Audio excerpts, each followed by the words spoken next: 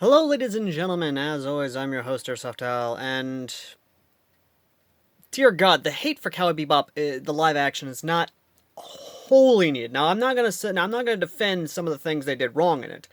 What I will say is that I'm looking at this from a more positive point of view. I want to talk about what I did like about the live action Cowboy Bebop show, because they essentially condensed 24 episodes if you count the movie. And yes, I'm talking about the Cowboy Bebop movie that takes place between episodes, I think, 23 and 24. It might be 22 and 23. It's been a long time since I've seen the Cowboy Bebop episode list, but the fact they condensed it down to that many, or they're going to be doing a lot more to it. What I did like about it is the costume design. I did like the set designs. I did love the fact they were actually using blank fire weapons and not airsoft guns. And believe me, I was actually me and my friend, me and my brother we binged all 10 episodes of it when it came out, the day it came out. And we're both gun nuts, and we both own airsoft guns. I'm the more deeper gun nut and gun owner and deeper airsofter than he is, and I was looking very closely at all the guns and stuff on the show, and the only time they never really used blank fire is when the weapon was too close to someone. It's the only time you'll see the slide not retract on the pistols. I get that for safety reasons. It's perfectly fine. That is perfectly understandable why you would use digital effects for the muzzle flash of the gun. But the fact that they actually used real guns was a plus for me. I was afraid they were going to neuter that aspect of Cowboy Bebop, because Cowboy Bebop, besides the jazz, which the jazz in this was great, the music is good. The soundtrack is legitimately good. The only time I didn't like the soundtrack was when they did like a weird techno version of Tank for one episode. That was the only time I didn't like it. But what I will say is that I did like what they did exactly. I actually did like what they did. With the set designs, with the camera work is actually okay. It wasn't like bad, but it is actually good. The character design, the characters themselves, the actors, you can tell they're trying. You can obviously tell they're trying, and I have no problem with Jet being black. His voice actor was black. I have no problem with that. I was more worried about, how were they going to do his character as a cop?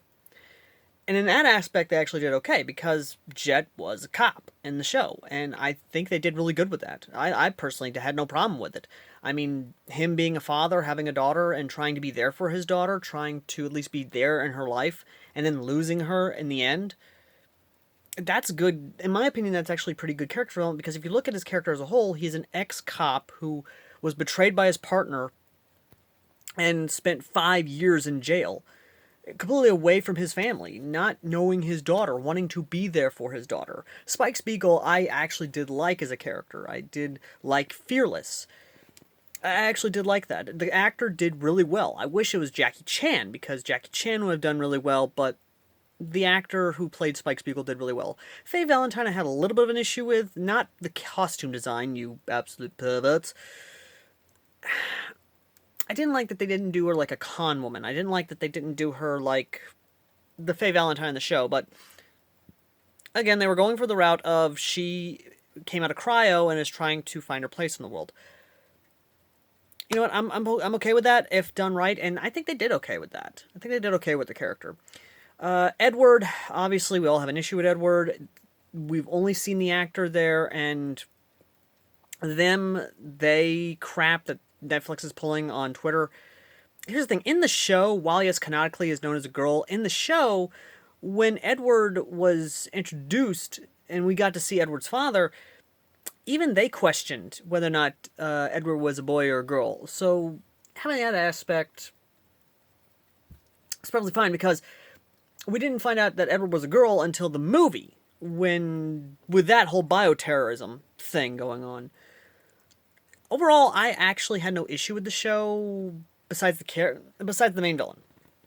I had an issue with Vicious, but at the same time, I got over it because he was just so fun. Like, I have a soft spot for villains, and if you can ham up a villain or you can actually make him legitimately entertaining, I found his villainy entertaining at the fact of he has dad issues, he has father issues. Julia, me and my brother were actually taken back at the end. And while, yes, they did have the song and they did really well with the actual cinematography of showing that iconic scene of Spike falling out of the church, I had no issue with the ending as a whole. I would be okay with a season 2 if they do iron out a lot of stuff, because the way I see season 1, or at least this show, is a test bed. There were a lot of stuff I could see they were trying really hard. They really did capture the spirit and the feel of Cowboy Bebop, where it was like this weird futuristic 70s, 80s like mixture of a grindhouse film, film noir, or even pulp action films. And I loved it. I really did. I even liked some of a lot of the nice little Easter eggs set through there. Even the menus. If you pause at one episode when they're in the restaurant where the bioterrorism group comes in, or bad, not bioterror, eco-terrorists come in, which, by the way, the eco-terrorist designs, I like. I especially loved the design of the gas mask. I really did. And the whole thing with turning people into trees, that kind of fucked up. That was really fucked up. But I will admit, I did love the costume designs. I love the fact they actually used real guns. I loved that. It's clear that they have heart for this. It's clear that they actually do love Cowboy Bebop, and they were trying to adapt it in a way that, they didn't want to do it one-to-one with the show, but they wanted to take their own spin on it, take a little bit of creative liberties, like a fan fiction. And that's exactly what this feels like. It feels like a fan fiction / love letter to the series. While, yes, a lot of you may disagree with that, I don't care. It's my opinion, and I just want to kind of share my opinion out there. In this vast sea of what have you, I want to share my opinion. But either way, though, let me know in the comment section down below, love or hate it, what aspects of Cowboy Bebop did you like and or hate about the Netflix adaptation? I'd love to hear you in the comments section, and don't hate it all the way, guys. Just give it a chance. Till next time.